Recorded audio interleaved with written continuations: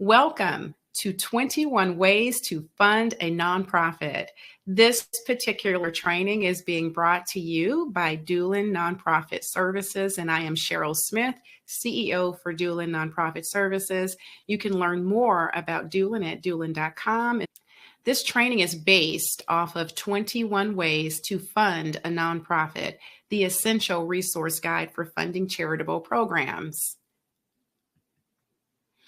I like to start and end my trainings with something that's positive, and this I thought would be very, very appropriate because you're going to learn a lot about these funding models. But the thing about funding is, and what you learn is it's knowledge, right? It's knowledge. And I grew up thinking that knowledge was power. That's what, my family told me. And in the early adult years, it's what I told my children.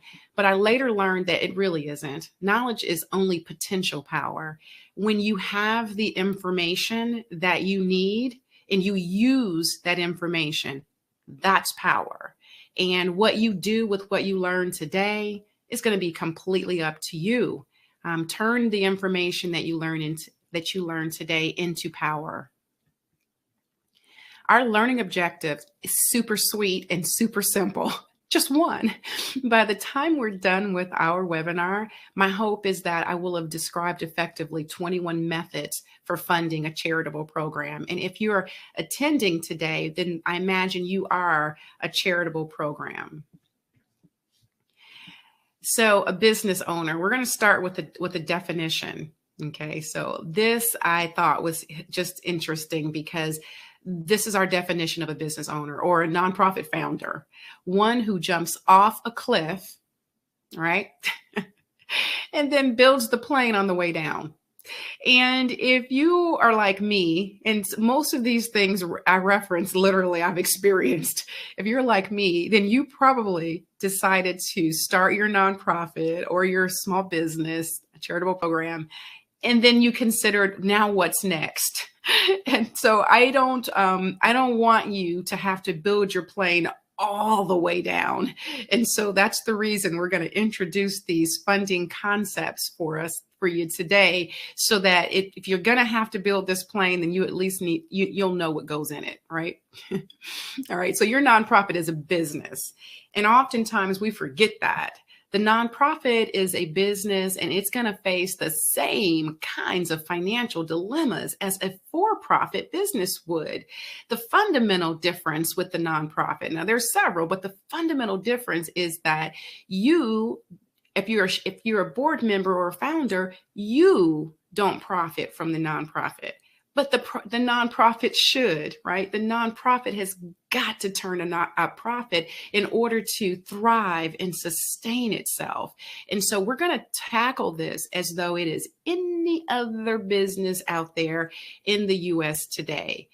But first, let's look at what the sector really is. And we call it a sector and not so much, an industry.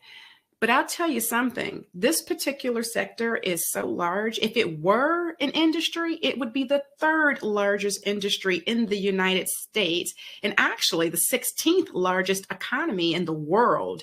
Our workforce is becoming such a powerful force right now, to the degree that over 10% of everyone that's employed in the United States is employed in a nonprofit charitable organization. And so you guys are a mega engine. You're an economic engine and force to be dealt with now. And so I wanted you to know that, because there's a lot of you. There is. We estimate there's over 10 million in the world and about 1.7 million nonprofits in the United States. But I am saying that knowing this number is not correct. It's not correct because these are just the nonprofits that's been recognized by the IRS. And all nonprofits in the United States don't go for their 501c3 charitable tax exemption. There are many nonprofits at the state level that become incorporated and never take the extra step. And then you've got the statutory nonprofits who aren't required to, like the churches. If we added in the religious organizations alone, that would increase this by hundreds of thousands of nonprofits. And so I estimate that we're just about 2 million. But numbers will tell us soon. But right now, this is what the numbers from the IRS is actually saying about the number of nonprofits in our country. And the contributions to nonprofits has always just been incredible, just incredible. We had in 2019, and so just so that you know, these numbers on charitable giving, it's always a year lag. And so the 2019 numbers came out in 2020. The 2020 numbers will come out this year. So last year, the numbers we got was just under $450 billion of charitable giving. That's incredible. It's incredible when you think that the largest source of giving is individuals. And if that's the case, if about 68, just under 70% of all of this money given came from people. And so as we talk about our funding streams, we're definitely going to talk about individual giving as well. So our 21 ways to fund a nonprofit, I love this because it really digs into all of these different methods and in many cases frameworks that you can use to generate income in your nonprofit. Now, many of these avenues or methods you are already familiar with. What we hope to do with this webinar is introduce some new concepts that maybe you're not familiar with, and at least give you an opportunity to think about some of the pros and cons to some of these different methods of funding.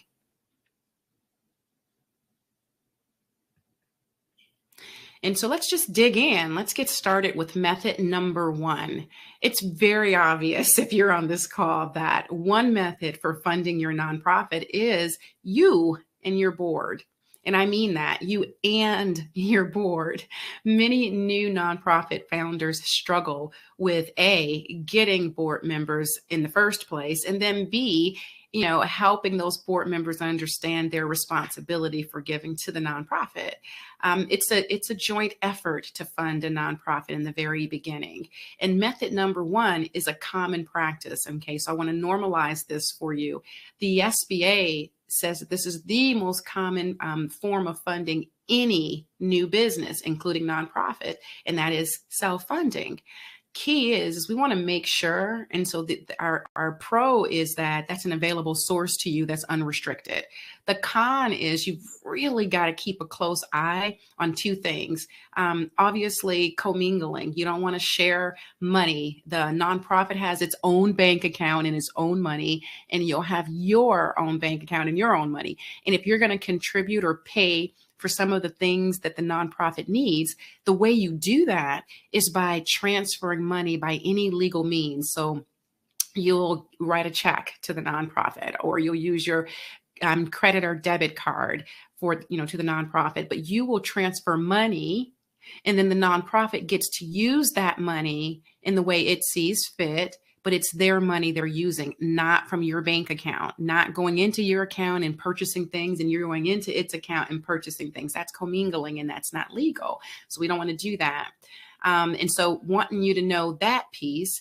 And then the other thing is that I know we've got share the load, and we talked about that. But another key piece to your self-funding is you cannot continue to be the only funder for your charitable program.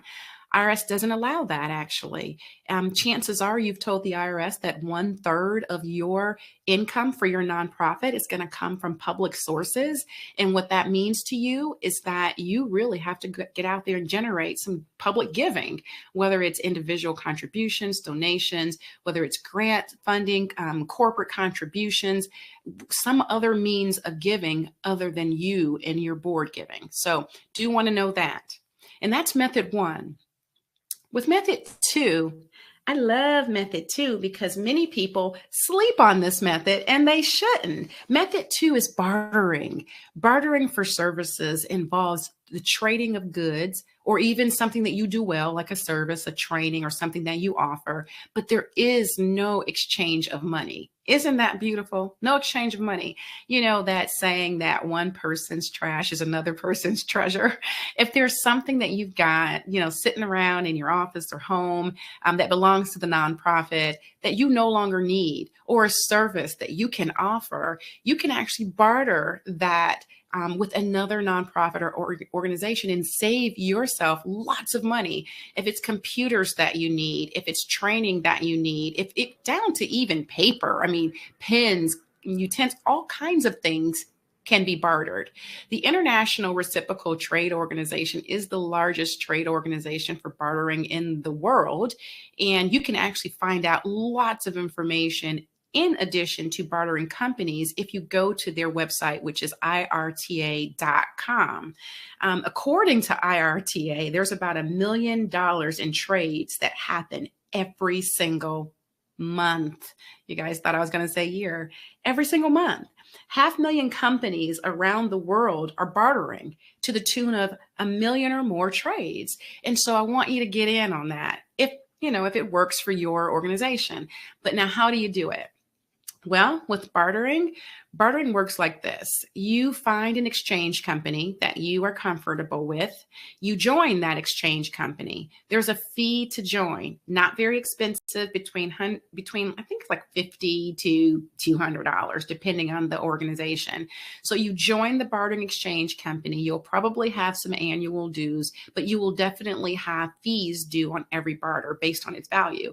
And it's essentially the price of tax. And so it's usually around 4 to 7% that you'll pay on the value of that barter. But that's nominal in comparison to what you probably would have spent for that service or for that item. And so you do need to have something to barter. And how bartering works formally is you offer up in this exchange what it is you have to barter. And even if you haven't identified something that you want in return, it's okay. You can barter one way, and then you have what's called barter in cash that's there for you to use. Not real cash, barter in cash, to use when you do find an item or service that you want through that particular company. But you don't have to even be formal. You could literally find another nonprofit, set up a bartering among even a group of you, and you all exchange services and things that you need so that you are saving your very limited resources. So bartering is our method number 2. For method 3, told you we're going to talk about these individual donations. So they are the largest source of funding. And in 2019, numbers came back, and this was actually the lowest percentage that we've had for individual giving. And I want to say it's over 10 years, quite a while. Usually individual donations hover around 70% of all giving. And we did go down, and I'm sure there's good reasons for that, but 68% of 450 billion, that's a lot. So that's not any number to frown on. It's pretty significant. And people give in just so many ways. They give obviously cash, they give things, they donate items, but people also volunteer. And did you know that when a person volunteers for you, that's normally a person you can also count on for charitable giving in terms of cash. Most volunteers give. Yeah, most of them do. And then there's also requested donations. And this is still a legal form as long as we keep it legal, right? So requested donations, also known as pay as you can, it's a unique concept because in this case, particularly in this environment where we are really as a nonprofit community struggling just to keep our doors open, some of us. Well, with pay as you can, you make known what your expenses are. And so I've got a picture of a little cafe there. Let's say that you run a small cafe or even a thrift store, and you have your prices listed on your menu. But here's the great news.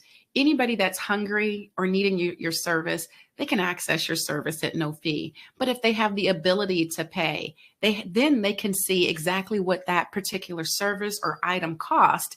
And so it helps you collect donations without coercion, right? Just helping people to see that you do have costs associated with your services goes a long way. So consider pay as you can for individual donations. And so the next method number 4, is giving by bequest. I have found in my time serving nonprofits that this is one of the areas that either we shy away from or we weren't familiar with in the first place. And when we think about giving by bequest, we can do this in a couple of different ways. But first, let's define what it is. And when we give by bequest, that's planned giving. And planned giving doesn't have to be complicated. That just means that hopefully you have a compelling ask to the degree that somebody is willing to put you in their will. Now, there's other ways possibly you could do this, but I find the will is by far the simplest method. If somebody adds you to your will, their will, did you know that most people, they don't remove you? It's true. Once you're in a will, you're usually there. And if this person passes and we're all on the same conveyor belt, eventually we will all go, then they have in their will that certain things, maybe even money, goes to your nonprofit. Last year, in 2019, billions, 7 to 9, I don't know the exact number, but there were several billions of dollars that went to giving by bequest. And so one of the things that you could do, so there's obviously a passive route and a more direct route. Passive route is obviously putting something on your website, maybe a tab on the website that has, planned giving, or on your donation page. If they're not, able to give, but would really like to give, you might say, consider planned giving, adding us to a will, leaving us a small donation, when you pass. But then there's the more direct way also. I mean, you literally can ask, you can create a campaign around planned giving. And I want to say that this isn't something to sleep on, because giving by bequest is something that is done on a regular basis, from small donations all the way to large donations.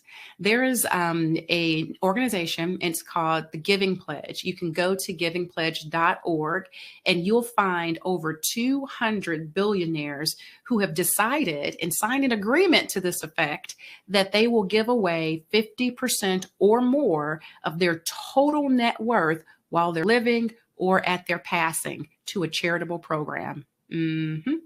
It was started by Bill and Melinda Gates and Warren Buffett, and I think it was one or two other billionaires. And when they started, it was just a few of them, 4 or 6 of them that started it. And now, like I said, there's, last I checked, it was like 230.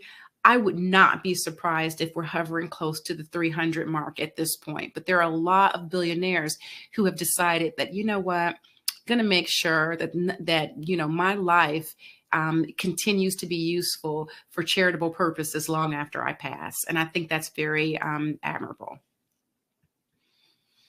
And so our method 5 is corporate giving. So let's talk a little bit about corporate giving. Corporate giving isn't the same as foundation giving. There is a distinction. Corporations who haven't formed a foundation, or who have a foundation, but the giving comes from the for-profit corporation side, that's corporate giving. And so many companies give. Oh my goodness, just about any company that you can Google, right, have a social responsibility department. They care deeply about their employees and about the clients that they serve. And so they've got this image that they really want to maintain. They do want to be known as the company that cares. Who? All of them. They all want to be known that way. Even the local companies or businesses in your community.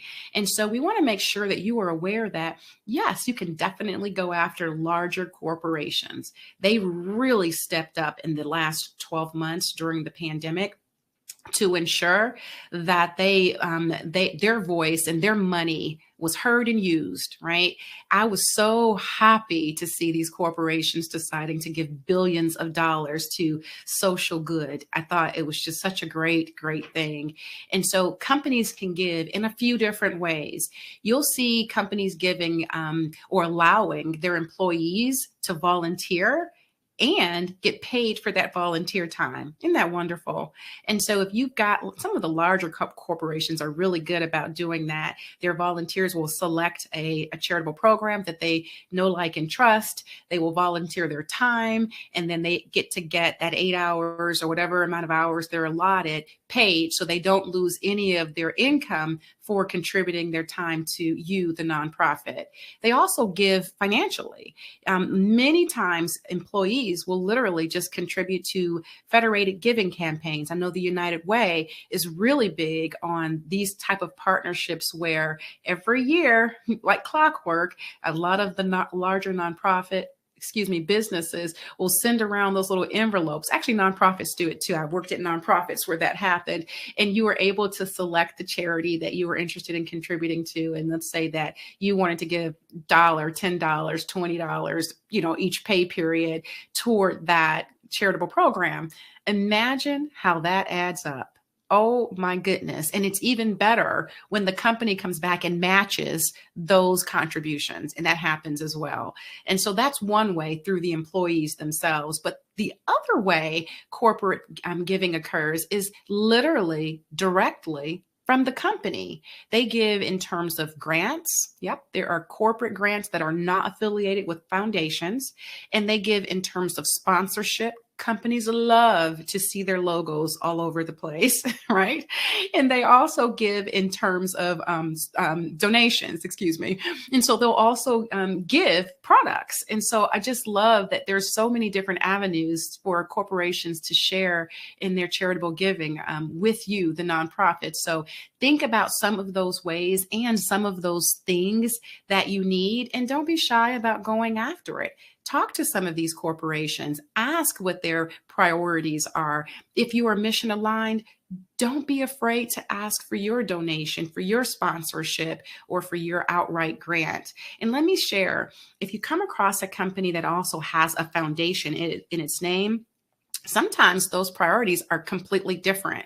I have known organizations where they've been declined by a foundation, but the foundation's benefactor, the company, approve them, because on the company side, they can use their bottom line dollars however they want. They're not required by the IRS to give, to a certain priority. And so just think about that. If you find a company that has a foundation, look at asking for giving on both sides, the corporate side and the foundation side. That was method 5. And for method 5, unsolicited request. So these are some of the corporations. Now, many of them also have foundations, but I'm talking about the company side that give unsolicited requests. Now, this could have changed because things changed literally day by day last year during the pandemic, but this was good as of last fall. And so these companies, if you asked for a contribution and you were mission aligned, then that was acceptable to them. Now, whether you got it or not, it is still competitive. It's still an ask, but at least they were allowing you to ask unsolicited. They didn't have their priority charities that they only gave to. They were accepting unsolicited requests by any charitable program that was out there in their communities contributing to social good. And so these are just some of them, but I'm sure you can think of tons others, including your favorite stores or even the businesses that's in your neighborhood. Method 6 is fundraising. And so we all love and cherish fundraising, because fundraising, unlike grants, is a quick game, right? It's very quick. You can literally decide on a fundraising event, and depending on the type of event, you literally could do something this weekend, depending on what you decided, and start to generate money from that event. Now, fundraising is still relationship. And it's about gratitude, because fundraising comes directly from people most often. And so your fundraising, there's tons of ideas, which I'm going to share with you here shortly. But regardless of which idea, make sure we keep it legal. And what I mean by keep it legal is, you've been, I don't know if you have, let me just say I have. I've been to those little kid sports events where, at the gate, there's this gatekeeper there's a sign that says donation of $5. And you can't get in unless you pay $5. That's not legal. If it's a donation, it can't be coerced. It can't be coerced in any manner. You should be able to enter that game and give $5, $2, $1, no dollar, $100, right? It's a donation. And so keep it legal. But what's new is these hybrid events that are going on. And I think that they're beginning to take a front seat center stage because the pandemic, and everybody can't get out to locations, whether it is because we're a little apprehensive about just being in public, totally understandable. We want to make sure we keep up the social distancing, or it could be that's not our issue today, and it's too far. We want to participate, and the location of the event isn't anywhere near us. And if that's the case, then hybrid events might be good for you. Hybrid event is where you have a dual event that is both virtual and face-to-face. And it does take some planning, because you want to make sure that both your face-to-face attendees as well as your virtual attendees feel like they're a part of the event. You have to make sure that nobody feels like they're left out. So you're probably going to need more than one person conducting this event for you, so that somebody can manage the online folks and somebody else can manage the face-to-face folks. But hybrid events are getting pretty big. So definitely look those up and see what you could possibly do. And I'm going to give some ideas here on our next slide.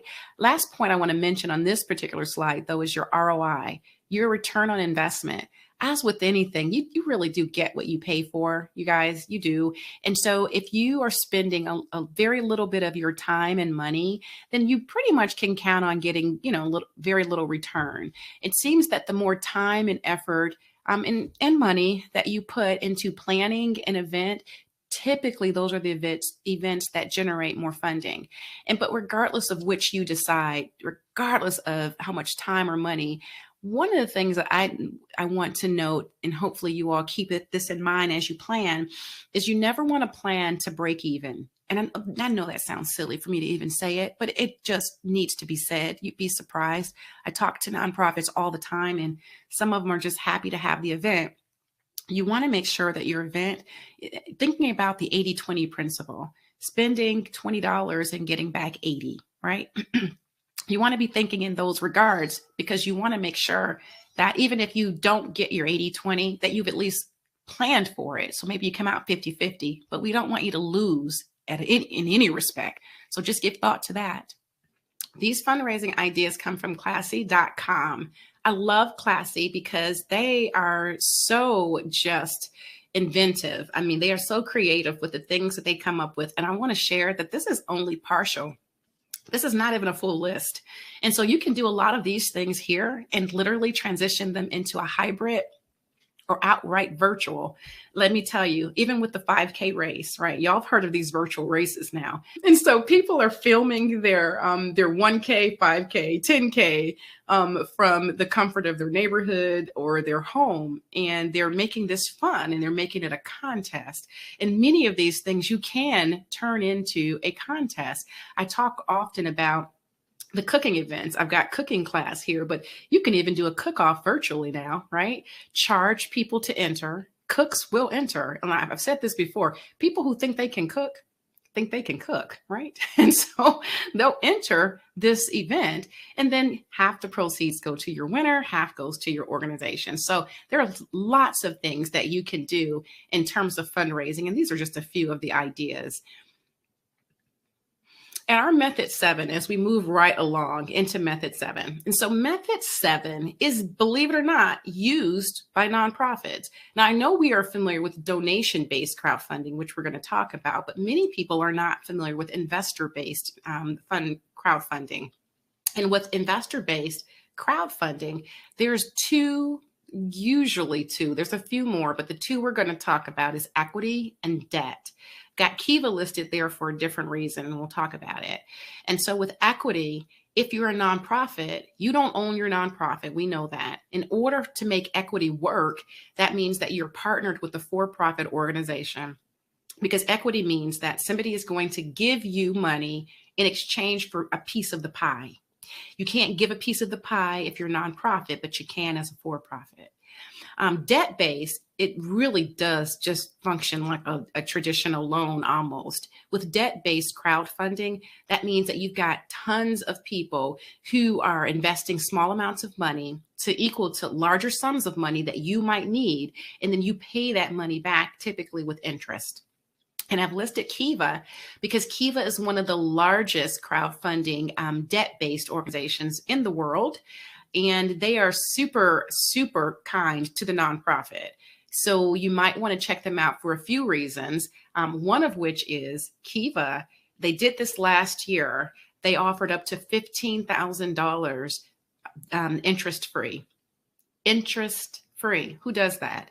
Normally they offer 10,000, but with the pandemic, they extended that to 15,000. So if you are out there and you've got a charitable purpose and you're wanting to fundraise and you need the money pretty quickly, you might consider kiva.org. Go on over to Kiva, check them out if you are requiring money pretty quickly and knowing that you'll have to pay this back, but interest free on the first $10,000 to $15,000. And here's the other really good thing that I've got to mention about debt-based crowdfunding with Kiva.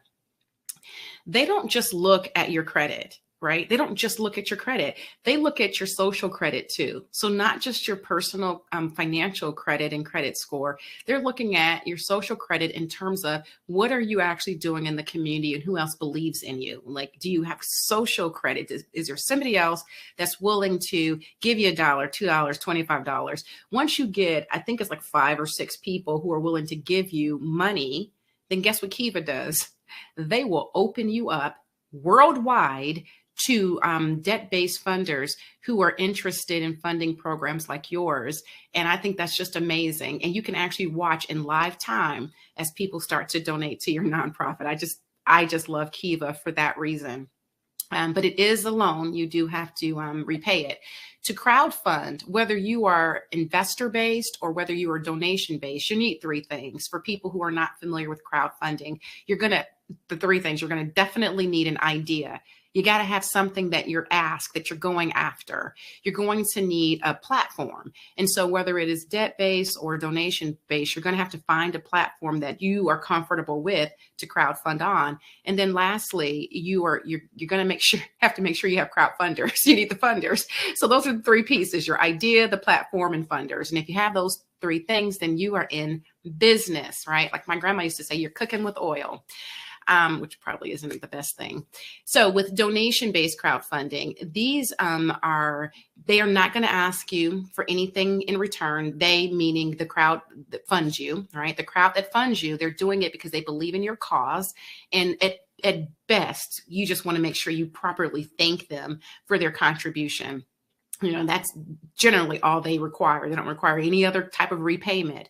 The platform, however, typically does charge a fee, but I will share that last year, because of the pandemic, so many of these crowdfunding donation-based platforms went free. And I've only listed 1 or 2 here, but many of them offered free platform fees or waived their fees for the nonprofit. And so I thought that was super wonderful that they did that, to give you all a chance to actually generate funding and not pay any fees behind it. There's work behind crowdfunding. It usually is going to involve your social media platforms as well, making sure that you're working your friends and your family and their friends and their peers, etc. But the great thing about crowdfunding is that it typically will open you up to people that you would never have normally met, or would never even know that you exist, and that this cause is out there that they can, share and contribute to. So crowdfunding donation-based is like totally one of those avenues that you want to look at, because it's unrestricted funds, unrestricted. So it's not like these crowdfunders say, okay, well, we're raising funds for your organization and you must use it for this. The only time that you want to restrict yourself is if you say, I'm raising this fund to purchase this desk or whatever it is, then you need to go ahead and do that. Show pictures and so that you can see how the money was used. There is method number 9, one of my all-time favorites.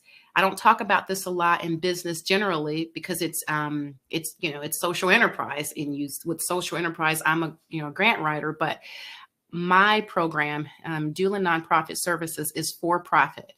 Our Community Heroes program is a social enterprise program. And what that means is it's a business where society wins. It's a business that when it generates money, it gives money back. And so we, for instance, charge like $350 for our academy. But we give last year, at least, we gave 12 to 14,000 in just, funds right back to the community that gave to us. And so this is what a social enterprise does. It's for causes that's much bigger than them.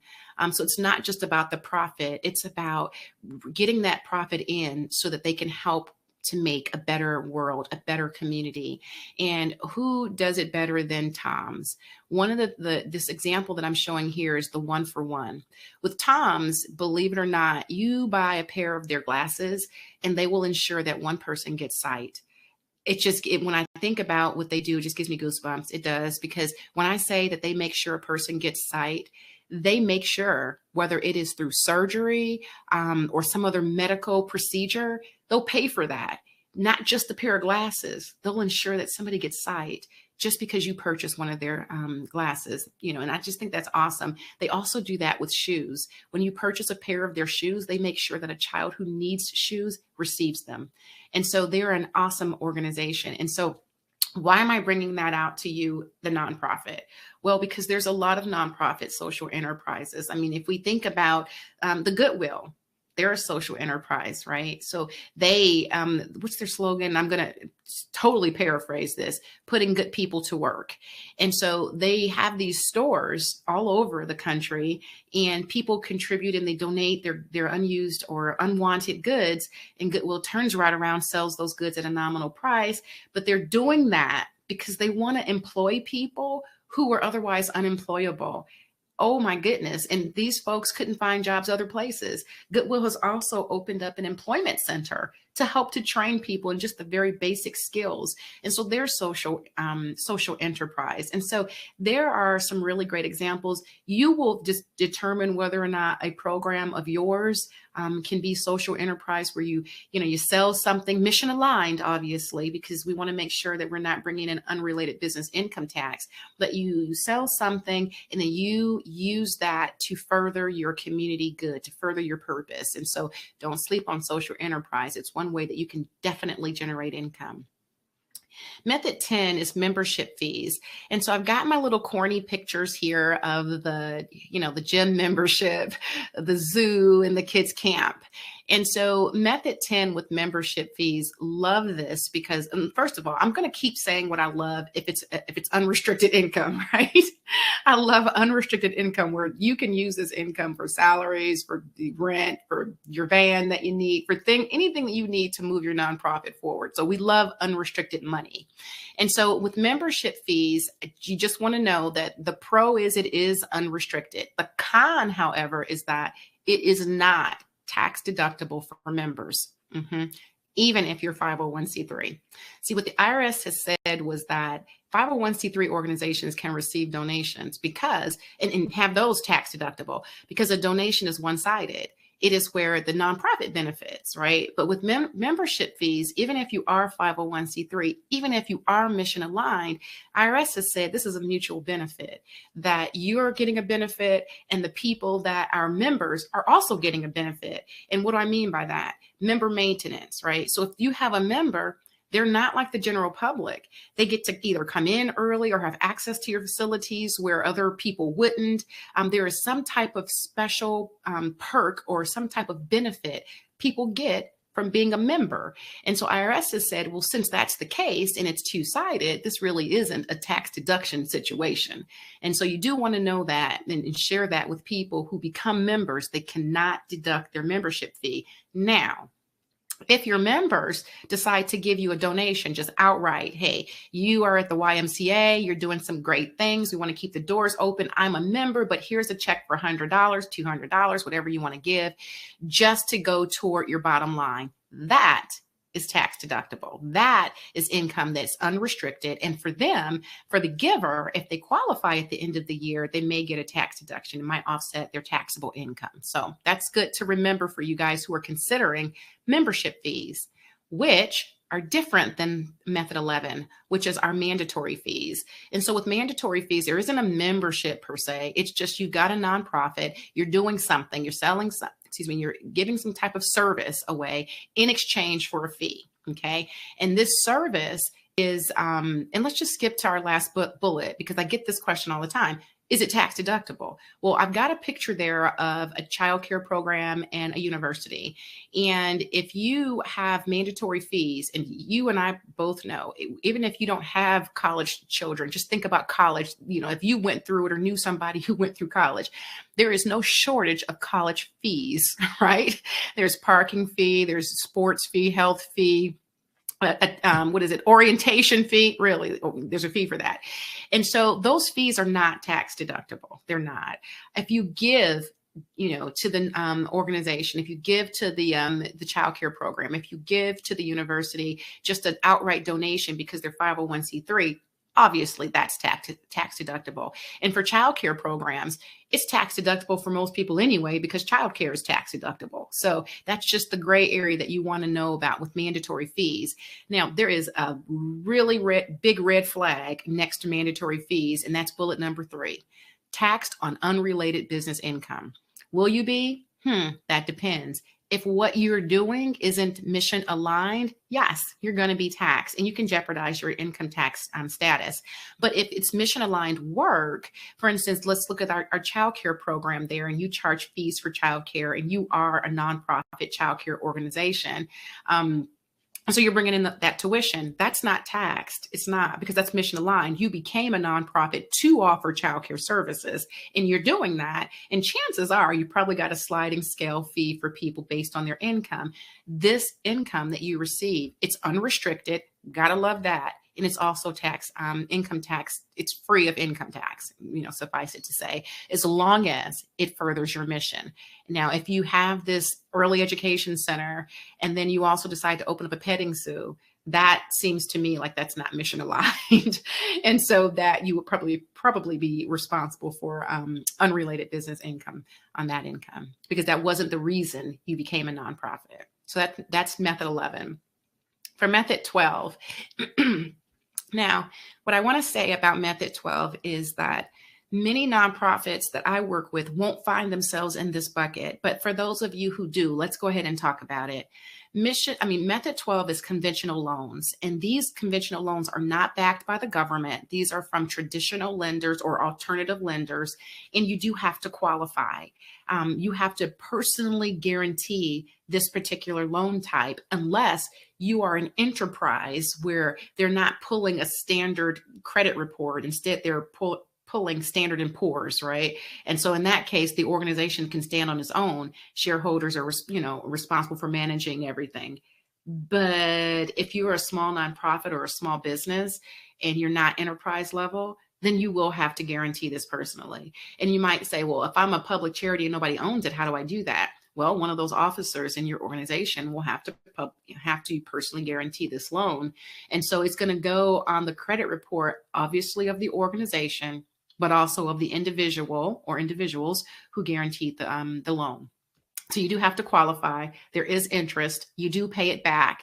And it's just, I would say if you don't need the loan, it's just not a good look to get it, because you're going to be risking the public charities credit. You will. And so if you don't have the means to repay, some of these folks have gone out and gotten, that I know, have gone out and gotten loans that they can't repay because they're not generating income, but they were able to get it during the pandemic. And I shudder to think what happens if these loans don't get repaid. With traditional funders, that won't be the case, because they're not going to lend you anything you can't repay. I will say that you may need a traditional loan to bridge the gap in funding if you decide to go federal with federal grants, and your grant is sizable, and you need to bridge the money between what was approved and what was reimbursed to you from the government. And that's where I see nonprofits, some of the larger ones, tend to get these conventional loans as bridge loans. But for the most part, the small nonprofit traditionally doesn't get them, nor did they get these SBA loans, which are government-backed loans. With the SBA, before the pandemic, the only loans they would give to a nonprofit were nonprofit childcare centers. That was the standard, and that was actually new. So that was a break in tradition for them. But with the pandemic, they opened it up for the COVID pandemic emergency funding that was through the SBA. And I know that there's some new loan opportunities even today that they're still offering.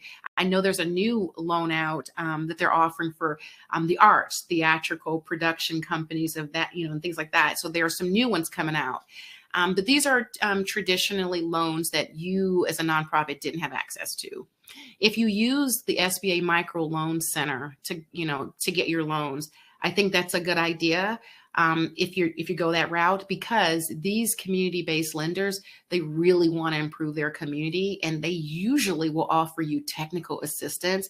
Usually they will make sure to do everything humanly possible to help you get positioned for these loans. Even though the microloan says it goes up to 50,000, it's traditionally not more than 13,000 ish is what you get. But the SBA tends to have a really good financing rate that's usually capped under 10%. It's usually like 7-8% is where they will cap you, whereas the conventional lenders can go up to 30%. I didn't mention that on the last slide, but that is important to know. The other loans to talk about would be the CDFIs. Those are your community development financial institutions. And these institutions, there's lots of them all throughout the country. They are commissioned by our U.S. Treasury to offer loans in their backyard. So they are very concerned with making sure that their community has the things it needs to thrive. They're very mission oriented. And unlike SBA, they do fund regularly nonprofits. And so if you are a nonprofit and you are in need of facilities that can improve your community, you might look to the CDFIs. They're everywhere. They will work with you much like the micro lenders. Some of them are also micro lenders. They're both. But the one thing you do need to know is they're not lenient on their credit. Okay, they're just not. So, and what I mean by that is your repayment terms. So their interest rates are going to mirror conventional loan interest rates. You're not going to get a break like the SBA gives you a break. You're not going to get those kind of breaks, but you will get technical assistance. You will get support. They do lend to nonprofits, whereas conventional lenders tend to shy away from the nonprofit community. These ones traditionally don't shy away from you. And so that's always a good thing. There's over 1,000 community development financial institutions in the United States. And so just check those out if a loan is what you think you need. It could be a bank, credit union, micro lender, even a venture capitalist. All of these folks or organizations get approved to be CDFIs. You can obviously go to cdfi.org to find out more information as well. And then now method 15 are federal grants. And so this is my zone, y'all. I love, obviously, grants. I'm a grant writer. But with federal grants, federal and state and local grants, they are, for the most part, just discretionary when it comes to the nonprofit. And what I mean by discretionary is they're not like block grants or entitlement grants. These particular grants are competitive, highly competitive. And usually these are the kinds of grants that the nonprofit is going to qualify for. Now, there's some sticky things that you do want to know about federal grants. First, there's a lot of red tape. Typically, people decide not to go after federal grants because the average time to complete the application hovers around 100 to 150 hours, just putting it together. Yeah, quite a bit. And the other thing is that they're cost reimbursement. Very seldom, I'm trying to even think of when, but very seldom does the federal government just give you one big fat check and say, here's your, $100,000 and go do those things you said you would do. Most often you'll get approved for the funding and then you'll do the work. And then as long as those were approved expenses, you'll submit your expense report to your contact. And then it will take you, depending on which level of government, local, state, and federal, because they are all different, depending on what level of government, it's going to take you 30 to 90 days, sometimes longer, sorry to say, to get your reimbursement. And so that is one of the reasons that smaller nonprofits tend to get shut out of these opportunities, because you'll have to demonstrate capacity before you're approved. You'll have to demonstrate to the government agency that you've got the reserves or the ability to sustain yourself while you're waiting for your reimbursement. So if you have received a $100,000 grant and the government, says that you can use this for salaries, you can use it for building. So just think, you're going to hire somebody for 30, 40,000. Do you have the money for 3 to 6 months to be able to pay this salary until the money comes in? Which is one of the reasons that I mentioned conventional loans in the previous slide. This is where some nonprofits will qualify for their funding and then look at look at conventional loans. And I stammered a little bit because with the federal government, they want to see that you have the money, period, even before they approve you. So they just want to see that you have it. There's 26 grant making agencies. Oops, but before I talk about that, we talked about cost reimbursement, and there's a bullet that is not on this particular slide, and that's matches. I do need to share with you that a match is where the federal government says you've got to contribute part of this grant. So back to that $100,000 mark, if they granted you $100,000 and then they say that your match is 20%, that means they're really only going to give you $80,000. And that the other $20,000 you've got to show on your bottom line, or have another funding source like a grant coming in somewhere else that's not a federal source that gives you the other $20,000. And so there is very few federal grants that don't have matches. I've come across one recently that I was just loving to death, but most of them have a match. And so that's what I wanted to share. And so you might be wondering, well, do I qualify for a federal grant? Am I even in the zone with what I'm doing day to day? Well, there's 26 federal grant making agencies, and here they are, from the Department of Agriculture down to the Department of State. The department that tends to give the most amount of grants is the U.S. Department of Health and Human Services. That they usually give more than all of these agencies combined. There's over 100 federal agencies, but just these 26 are grant-making agencies. And so let's just make this a lot more simple. Let's just simplify this even a bit further. If what you're doing falls into their 20 federal grant-making categories, then chances are you may qualify for a federal grant at some point. And all these, restrictions and things I'm adding to this because it is not an easy task to A, determine your eligibility, and then B, actually obtain the grant. And so, but if you fall into one of these categories, then you definitely want to be looking at grants.gov to see if there's an opportunity for your organization. These are the top 5 back in 2017. It hasn't changed much even in 2019. I know we're in 2021, but these numbers are on a lag because it is federal government we're waiting on to give us the numbers. But the U.S. Department of Health and Human Services, as you can see, they're just under $500 million of giving. And that is more than, like I said, all of the 26 grant making agencies combined. And so many of you will fall under human services. And for those of you who do not, maybe you'll fall under some other category of funding. Now, what do you need to do to get ready for federal grants? It looks simple here. It is a process, but you'll need to get your DUNS number. That's your third-party identifier number that really connects the number to your organization, almost like your organization's social security number, almost, right? The System for Award Management, SAM.gov, they use that DUNS number for tracking purposes. And so today you need to have a DUNS. SAM.gov, they are working on having their own unique identifier, which they're saying now will be effective in 2022. It was supposed to be effective now, but everything with the pandemic pushed it out. But they're working on that right this sec. And so when you look at us next year in terms of federal grants, you'll note that DUNS will not be a requirement, but today it is. And so you'll get your DUNS number. You'll go on over to sam.gov and you will register as an individual, and then you're going to register your organization. Once you do that, then you'll register with grants.gov. Yes, you'll actually register there, and you'll register with Workspace. It's their system that helps you to seamlessly apply for funding and track your funding opportunities right there on their website. And then if you need help, trust me here, because I've done it.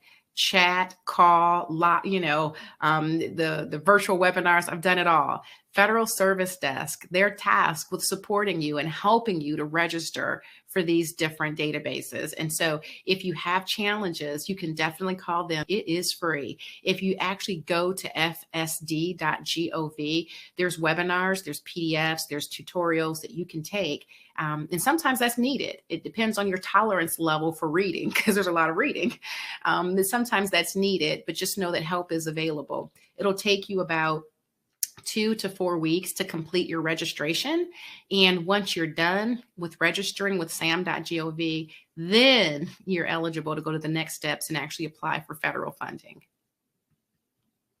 With state grants, totally different beast. Okay. With state grants, I will say that just about every state has some form of grant that they offer to the nonprofit community. And they tend to spend their money in these 3 areas. Now, there's obviously, if you look at state spending priorities, there's many more areas, but these are their top 3: education, human services, and then corrections. I would say right under that would be roads, right? Spending a lot of money in roads, but they tend to spend just under $2 trillion collectively. And that's a lot of money. Some of this money is passed through from the federal government, but once it gets into the state's hands, it's up to the state. So whether it came from the federal government or the state, trust and believe they generate their own money too from their taxes.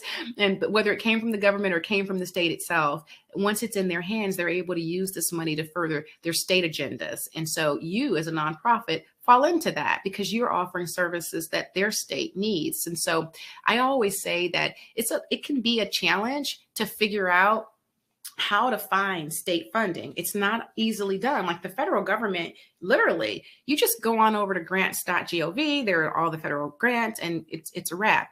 But with the state, you got to get a little more creative. And so I have found there are some states that are better at this than others, but if you have a state where it's not like a totally obvious link that says, here are our state opportunities, go to the little box at the top, the search engine go to yourstate.gov, and in that search field, go ahead and put in, funding opportunities. And when you do that, chances are a list of state agencies that are offering grants will come up.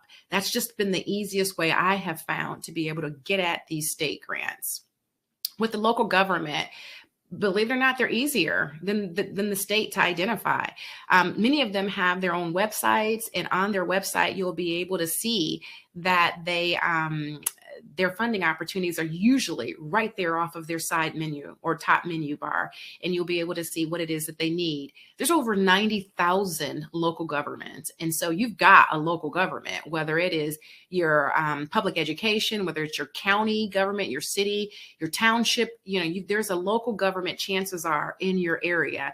And don't sleep on that. Let me tell you, the local government would much rather fund you, the local nonprofit, than go outside of their jurisdiction and fund another nonprofit to do the work.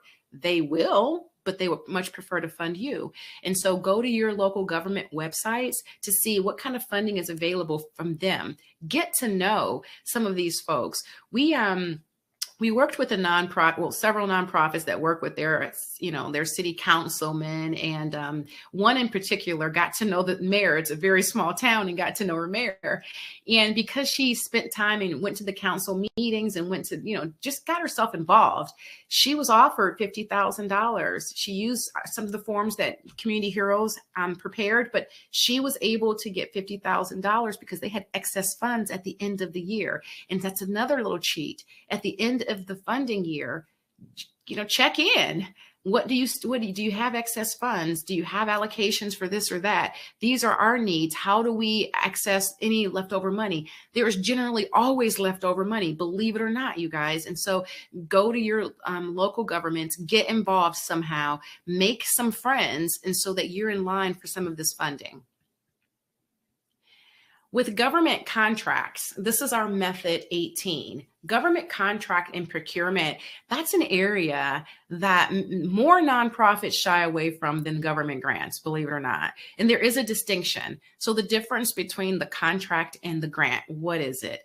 When you think about a discretionary grant, the government will put out an RFP, request for funding, right? Or NOA, notice of award. So they'll put out different acronyms to say, hey, listen, we need some people. We need to have some work done. And then it's up to you to write your funding proposal, meaning you're proposing how you're going to accomplish this goal. You're proposing how much it's going to take you to do it. So you're proposing these things, and it's competitive. With a grant, with a contract, you're not proposing anything. A contract is a contract. It's a finite document. Government has a need. There's all kinds of government needs that are out there, and the government has decided that they need a thing, and if you're interested, then you will compete to be able to do that thing on their time frame the way they want it done. There's no discretion. It's the way they want it done. But it does operate a lot like the federal grant, meaning it's cost reimbursement. So that means that you're not going to get the money up front. You will definitely have to do the service first, and then submit for reimbursement. Contracting with the government can be a very, very tedious process, and it's very challenging. I have done it, and I don't consider myself a stupid person. I don't, but these systems make you feel like you are, right? And so just know that you are not alone if you try to go through this contracting process. We actually have a government contracting expert, Tina Greer and Associates, I believe that's the name of the organization, her company. And so she can help you with government contracting, and you'll probably need some help. You can also go to NASPO.org, because on that website, not only is there a state-by-state listing of government procurement and contract opportunities, but there's also like tutorials and where you can go to get information for how to navigate the contract and procurement process, because it is a process. Another question that I tend to get from nonprofits with government contracting is they'll say, well, Cheryl, can I qualify as a minority owned or a business entity? And the answer is no, you can't. Not if you're a nonprofit, because remember, the nonprofit is not owned by anybody. And so if you were your for-profit self, so for instance, I am a minority and a woman. And so I could, as a for-profit organization, go ahead and get minority status, disadvantaged status. I could do that because I own the for-profit. But with your nonprofit, yes, you can totally contract, but you can't contract under those special categories because they don't apply to you because you don't own it. And so that's a question I tend to get. And so I thought I'd go ahead and answer that now. Method 19 is private foundations. And so with private foundations, these are also 501c3 organization, but they're not just like you. They're different because they were established so that they can actually contribute to good, just like you, but they were established by one or two people or a corporation to contribute to social good. And the government doesn't have the same requirements for private foundations, meaning they don't really care how they generated their money because they're private. They get to generate money privately, and that's just what they get to do. So they don't have to have a diverse board like that public charity does. But they do have other requirements. For instance, they've got to fund you. Yeah, they have to give 5% of their net gross income that they receive every year to a nonprofit 501c3. And so when you think about it, you think 5%, well, that's the threshold. Many of them give so much more than that. But let's just take that 5% and let's think about that Bill and Melinda Gates Foundation. Can you imagine? Billions of dollars is their 5%, right? And so 5% can be sizable. So there's Bill and Melinda Gates Foundation. There's Coca-Cola. So what are some of these differences? Well, there are foundations that are private that take on their company or their benefactor name. There are family foundations, which even though you can Google family foundations, that's not really an IRS term. That doesn't actually, it's not really a term, family foundation. We just use it so that we can distinguish those families who start a nonprofit versus just a group of folks who decide to have a private nonprofit or corporate nonprofit. So that's just a distinction, but it really isn't an IRS term. And so there's many types of private foundations. And here are some of them here. And you can see there's some family, there's some corporation. I listed these ones here because these are traditional private foundations that don't tend to have restrictions on your ability to apply for funding from them. As long as you're mission aligned with them, there's not a special RFP to actually get funding from them. Being mission aligned doesn't mean it's guaranteed, though. You still have to compete, and private foundation funding is highly competitive. Now, method 20, community foundations. I love the Community Foundation for what they contribute to the community. And so they are also a 501c3 entity. They're different in how they're established. They're not a private foundation, and they're also not technically just a public charity, although they fall under that umbrella. They get to do something a little different. They get to bring in funds differently. They bring in traditionally, they can take grants and public support, endowments, donor advised funds, and they can invest those funds and then live off the interest indefinitely. Literally, they can use the interest to fund your organization, to fund other community things. They offer technical assistance and training. They want to help you. Community foundations are called such because they are in your community. There's over 800 community foundations in the United States. There's over 1,800 in the world, and your community foundation wants to know that you're there. They want to be of service because they want a better community too. So they are limited to a defined geographical area, but you'll find yours and you'll work with that particular foundation so that you can further your mission, further their mission, and improve your community. These are the top community foundations by asset in the United States. And so there's obviously, like I mentioned, there's over 800 of them. These are just the top ones. Our last method is fiscal sponsorship. And with fiscal sponsorship, whether you are an individual, like just a regular old person out there that wants to do some community good, whether you are a for-profit organization or business, or even a nonprofit, you could use a fiscal sponsor. Fiscal sponsors are public charities. They're 501c3 organizations that are in good standing with the IRS, and people use fiscal sponsors to expand community good. That's their purpose. They use fiscal sponsors to do that. But more importantly, they use fiscal sponsors because many times either they're not a 501c3 themselves, or they're a very young 501c3 without established relationships. And fiscal sponsorship helps them in that arena so that they can actually get grants. And the fiscal sponsor manages those funds for this either new nonprofit or for the for-profit organization or individual. And so there are some things to know about fiscal sponsorship. One, you do have to be mission aligned. Whether you are a nonprofit, for-profit, individual, it doesn't matter. What it is you're doing has to be in line with their charitable purpose.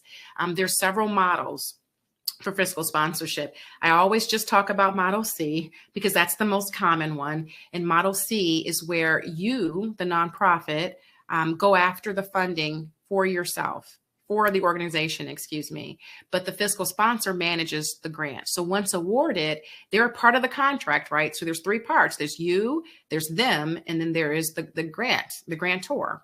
And so you are all married together during the life of this particular grant cycle. And in this grant cycle, your role is to do whatever it is you said you were going to do. So you got deliverables. Their role is to make sure that that work is done and they manage the funds, and then they will then pay you. It's almost like cost reimbursement. You submit your receipt or your report, you get paid for whatever it is that you agreed to do. There are fees. Fees typically run between $50 and $150 to apply to work with them. And there's also fees on the funding. So if you bring in, say, $100,000, just so that you know, fiscal sponsors will typically charge you between 7 and 19%. Yes, on the money you brought in. And so that if it's $100,000, that's $19,000 that go to them so that they can manage this funding and give you an opportunity to receive the remainder of the funding to further your mission. And so there are so many free funding databases. I try to just stick with the ones that are pretty easy to use. You're going to have this replay, but this is my short list of funding databases, the Foundation Directory, FundsNet. These are databases that you can go to and you can search either by city, by category, sometimes by both, and identify funding opportunities. But I just need to stress this. You cannot rely just on these databases. You can't, because if you get an opportunity that's on this database, you've got to go and research the funder to see if they are still accepting applications. Are they accepting unsolicited applications? Has their priorities changed if they're still accepting? And do you fall within those priorities? you're going to have to do that legwork to figure that piece out before you just apply, because you don't want to spend hours and hours applying for funding that you don't qualify for, because they have changed and these things are changing like lightning speed here lately. These are some subscription-based directories that I love, love, love. And Foundation Center offers the foundationcenter.org. It's a really fancy website. It does a lot of really great things, bells and whistles. It is pricey. I'm transparent, anybody that knows me. So you got to want that expense every month unless you pay annually. And then there's Grant Gopher, one of my faves, because they offer 5 grants. I think it's like a daily search for free you can check out, but that's not really my thing. I like the whole database. And so the whole database every month is like $9. You can pay $9 and literally have access to thousands of grants in your area. And then there's Instrumental. They are on the lines in terms of fees, very similar to Foundation Center. But I like their search because they allow you to search and save your searches. Many of them do. But they tend to have a real clean results page. And I like that for that reason.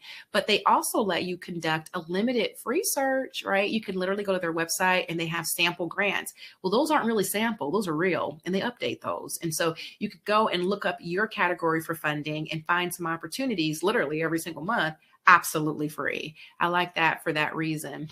I like to end, because we're approaching our end here, with something that's positive. And so this is, I bargained with life, and it goes, I bargained with life for a penny, and life would pay no more. However, I begged at evening when I counted my scanty store. For life is just an employer. He gives you what you ask. But once you set the wages, why, you must bear the task. I worked for menial's hire, only to learn dismayed that any wage I'd asked of life, life would have willingly paid. And I like that here because you've got a lot of opportunities. Remember, we've learned a lot. It means nothing if you don't do anything with it. Knowledge is potential power. But as you decide literally every day how you're going to earn, just remember to decide also on what you're worth and what these services are worth, because I believe you're worth it. And if you decide that, you know what, I'm going to constantly discount myself, I'm going to just ask for just the nominal amount, you're going to send an indicator to the universe that this is all you want and need. So I'm going to need you. I'm going to need you to bargain with life for what it is you want, because that's what life will pay. And stick with it. You're going to need a certain amount of stick-to-itiveness when you go after funding. And I don't know if that's a word, but it does have meaning. It's going to be a challenge. If this thing were easy, everybody would be doing it. And so, challenge or not, I want you to go after it with confidence, take those no's and turn them into yeses eventually, right? Or at least dig through that pile of no's until you get to your yeses. But you have to know that yeses exist. Otherwise, those billions of dollars of charitable giving wouldn't exist either. And so I always say, if one person out there can get it and do it and make it happen, why not you? Why not you? And so I want you guys to keep that in mind. We offer a lot of trainings. This is literally just a snapshot. If there's other trainings you're interested in, please feel free to take us up on these trainings. You can go to our website and find them. I want to say the best gift is always you. This is my joy to do this every single day. I feel like I like won some type of life lottery to get to work with such great people. And I appreciate you more than you know.